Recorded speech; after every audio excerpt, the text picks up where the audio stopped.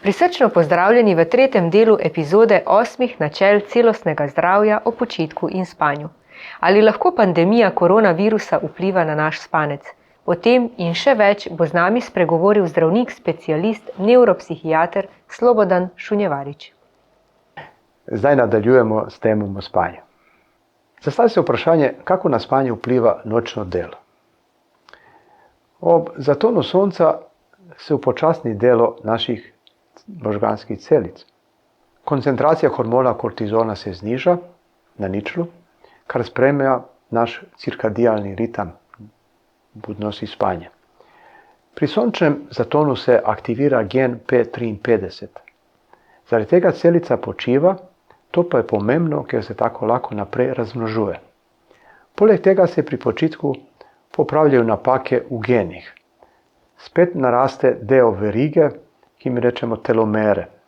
Z nočnim delom je gen 53 zavrt, celice se neprenehoma delijo, če to traja dalj časa, s časom ta gen postaja neaktivan in se prenos sporočil, ki gen pošilja celici, preneha.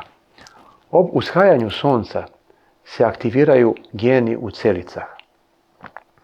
Primer, v raziskavi vpliva nočnega dela na Harvardu. Pri medicinskih sestrah so ugotavljali, da sestre, ki delajo po noči, so imali več kot 4-krat večjo verjetnost, da bi zbolele z rakom dojke. Rakaste celice nikoli ne počivajo, ker jim manjka gen P53, ki je zadolžen za počitek celice. Gen P53 mora sprejeti signal od zunaj, da se aktivira.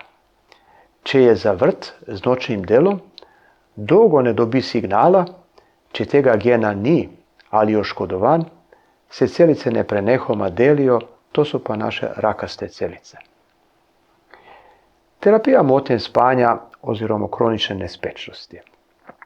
Ali se lahko kaj naredi za urejanje spanja? Nevroprenašalec GABA ali možganski hormon je zadolžen za nevronsko vzdraženost. Uspavala, ki jih dajemo, pospešujejo izločanje GABE. Kaj se zgodi, če uspavalo uporabljamo dalj časa? Na prvem mestu izgublja se učinkovitost. Celo uspavala povzročajo nespečnost, kar rečemo, da je to paradoksna reakcija. Zatem povzročajo razvoj odvisnosti.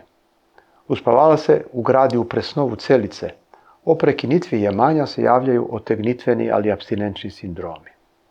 Zaradi uspaval obstaja tudi nezaželena dnevna sedacija, kar je nevarno za starejše bolnike, ker imamo velikokrat padce in prelome kolka ali kakšne druge poškodbe. Kumulira se zdravilo, zlasti dolgo delujočih sredstev za spanje.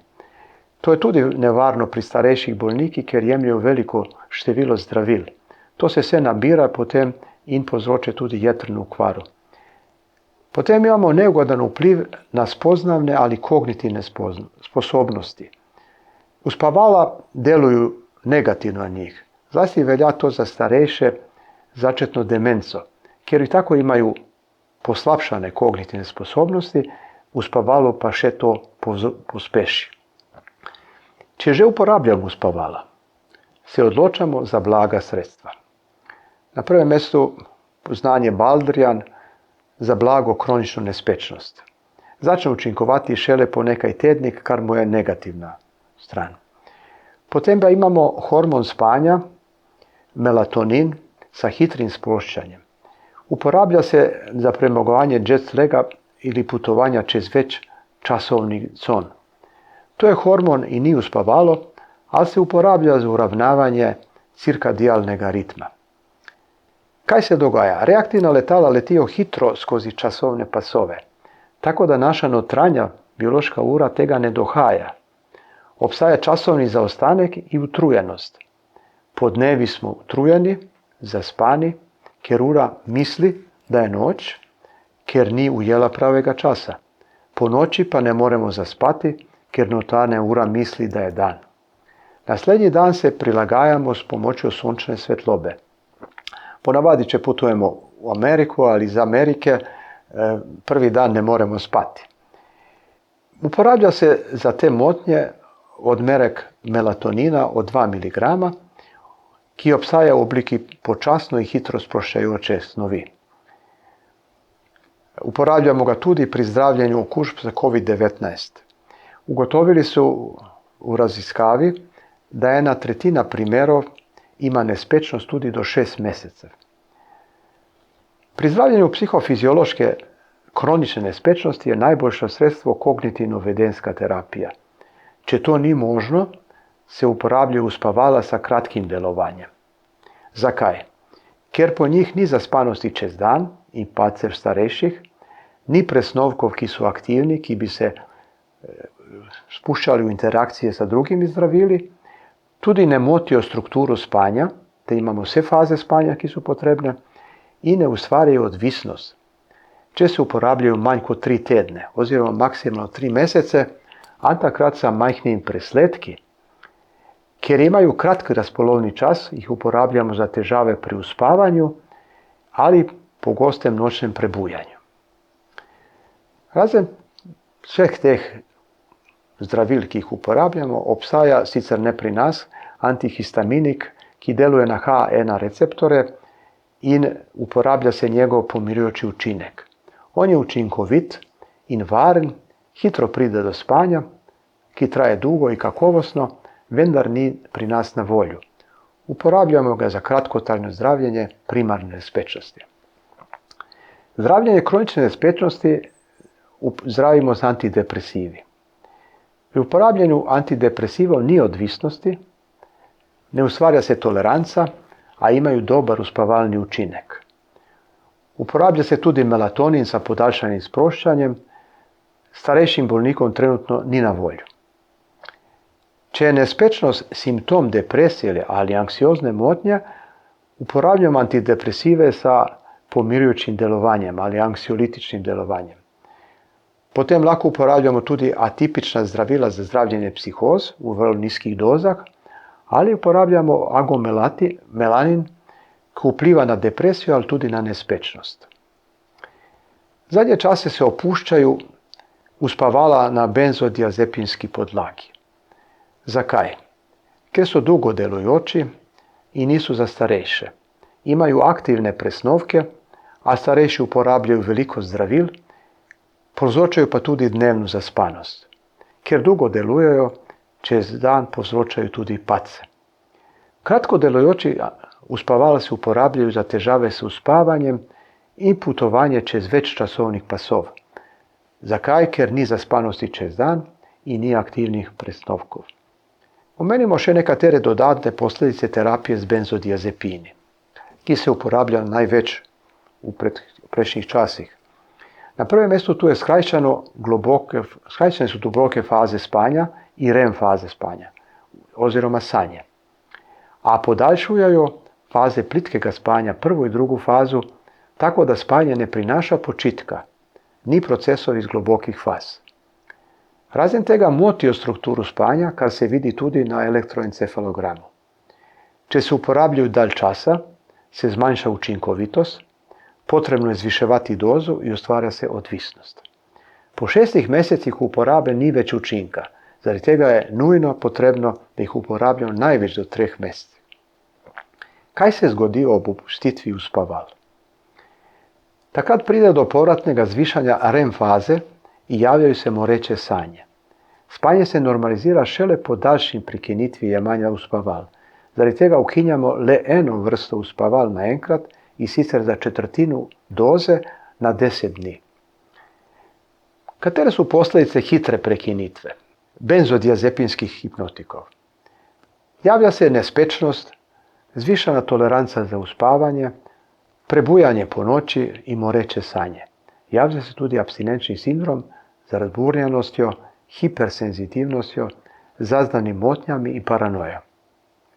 Poznamo tudi pozne posledice zdravljenja z uspavali. To so višja stopnja okužb, prometnih nesreč, zatim tveganje za padce pri starejših ter več srčnih bolezni in kapi. 30 do 40% je veća možnost da zbolimo z različnimi oblikami raka. Pri starejših je tveganje za pojavu raka po uspavalih se poveča na 60%. Ameriški urad za hranu navaja višju pojavnost raka pri podganah in miših, ki so jim dajali uspavala. Kakšno bi moralo biti idealno uspavalo? Moralo bi imeti hiter začetek delovanja, zagotavljati saj 7 do 8 ur nočnega počitka. Ohraniti bi moralo normalno strukturo spanja, ne spreminjati učinka več tednov ali več mesecev. Po prenehanju uporabe naj ne bi bilo nespečnosti, morečih sanj ali otegnitvenega sindroma. Naj ne bi bilo nevarno sredstvo, da pri visokih odmerkih povzroči samomor. Ne bi spreminjalo učinka drugih zdravil, ker ne bi imalo interakcij. Dolgotrajno jemanje ne bi povzročalo odvisnosti. In kot je za pričakovati, takega uspavala zaenkrat ni. Kaj je to koronasomnija? Oziroma, kako pandemija koronavirusa vpliva na spanje? Vpliv je možen posredno ali neposredno. Posredno delovanje je zaradi gospodarske in zdravstvene krize, ki povzroča več stresa in tesnobe, kar vodi v nespečnost. Razen tega šolanje na domu je pomembno, da učenci in dijaki in študentke ruši jim ritem spanja. Vzrok je ležanje v postelji podnevi in uporaba elektronskih naprav pred spanjem. Posledica je začetek spanja nastopi kasneje, kratko spanje podnevi ruši cirkadiani ritem, a to vodi do nekaterih kroničnih bolezni. Neposredno delovanje. To su motnje spanja zaradi okužbe koronavirusa. Študija v Lancet Psychiatry od maja 2020 poroča, da v akutni fazi nespečnosti se bori 41,9% bolnikov.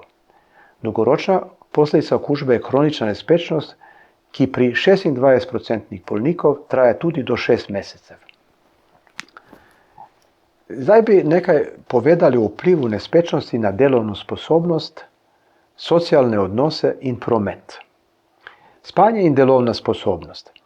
Pomanjkanje spanja izklopi čelni režanj možganov, ki je ključen za samo nadzor in obvladovanje impulzov. Večja je verjetnost etičnih odklonov, torej ponarejanja računov, doseganje ugodnosti z lažmi, vadjenje krivde za lastne napake na sodelavce in prilaščanje zaslug za uspešno delo drugih. Pomanjkljivo je pa tudi samo obvladovanje. Če imajo vodje oddelkov slabo kakovost spanja, naslednji dan kažejo večjo nasilnost in slabše samoobvladovanje. To je tudi razumljivo, ker je izklopljen čelni režanj možganov, ki je ključen za obvladovanje impulsov.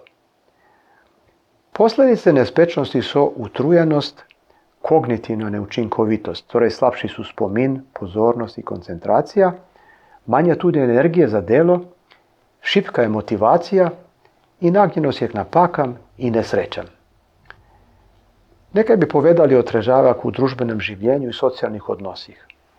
Nespečnost povzroči motnje razpoloženja, agresivnost, impulzivnost in razburjenost. Zaradi epidemioloških ukrepov se pojavlja tudi otujenost.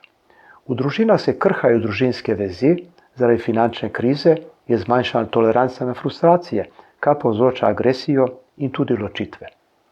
V prometu javlja se tesnoba in zaskrbljenost in nezbranost zaradi epidemije, kar vpliva na zaznavanje in na presojo. Uporaba alkohola zaradi sprostitve vpliva na reflekse, kar lahko vodi pojavi prometnih nesreč. Zdaj bi rekli par besed o vplivu spanja na boljše razumevanje družbe. Ugotovljeno je, da boljše REM spanje poskrbi za boljše razumevanje družbe naslednji dan. Če ne, navigacijski sistem za čustva v možganih, nekakšna notranji kompas, izgublja občutljivost. Naloga nekaterih predelov možganov je, da preberejo in razpoznajo vrednost in pomen čustvenih signalov, zlasti obraznih mišic, ali so grozeči, ali so prijazni. REM spanje vsako noč ponastavi prav to skupino možganskega omrežja.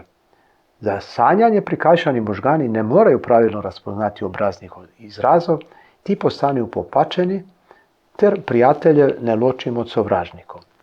Tukaj smo razmišljali malo o tem, kako spanje vpliva na naše zdravje, na naše medsebojne odnose, na delovno sposobnost in tudi na odnos do zunanjega okolja. Upam, da smo dobili nekaj informacij, ki so značilne in potrebne, da bi naredili spremembe pri našem spanju in da bi nam bilo bolj koristno za nas in za našo okolico. S tem delom smo zaključili epizodo o počitku in spanju. Izvedeli smo veliko novega o samem spanju. Razumevanje le tega pa lahko pripomore k temu, da izboljšamo naše spalne navade ter se v nov dan prebudimo spočiti in polni energije. Za še več nasvetov za boljše življenje nam ne pozabite slediti na Facebook strani Čili in zdravi. Nasvidenje! Revija Koraki do zdravja vam omogoča, da se spoznate z 8 skrivnostmi za dolgo, zdravo in kvalitetno življenje. Predstavljenih 8 načel temelji na raziskavah sodobne znanosti, ki nas spomnijo na preproste korake pri zagotavljanju boljšega počutja. Naročite svoj brezplačni izvod še danes.